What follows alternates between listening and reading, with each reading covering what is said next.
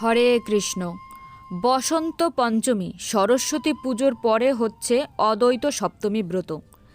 যিনি হচ্ছেন মহাবিষ্ণু, সদা শিবের মিলিত অবতার, তো ভগবানের ভক্ত অবতার শ্রী অদ্বৈত আশ্চর্য প্রভুর শুভ আবির্ভাব তিথির মহা উৎসব অদ্বৈত সপ্তমী ব্রত।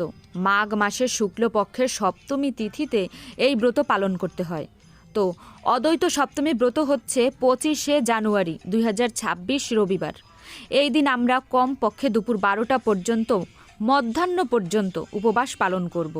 তো পঞ্চতত্ত্ব বিগ্রহ বা পঞ্চতত্ত্ব চিত্রপটের মধ্যে অদ্বৈত আশ্চর্য প্রভুর চরণে তুলসী দেওয়া যাবে। কার কার চরণে তুলসীপত্র দেওয়া যাবে? পঞ্চতত্ত্ব বিগ্রহের মধ্যে সর্বমাঝে রয়েছেন শ্রীমন মহাপ্রভু চৈতন্য মহাপ্রভু, যেহেতু স্বয়ং ভগবান শ্রীকৃষ্ণ, তাই মহাপ্রভুর চরণে তুলসী দেওয়া যাবে। মহাপ্রভুর ডান দিকে, আমাদের বাঁ দিকে রয়েছেন নিত্যানন্দ প্রভু।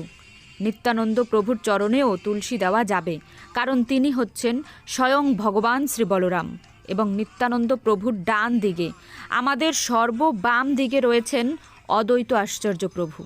তিনি হচ্ছেন মহাবিষ্ণু হিসেবে অদ্বৈত আশ্চর্য প্রভুর চরণেও তুলসীপত্র দেওয়া যাবে।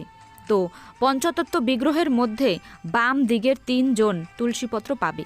তো এই দিন বিশেষভাবে ভগবানের পূজা আদি করে দুপুর 12টা পর্যন্ত আমাদের উপবাস পালন করতে হবে।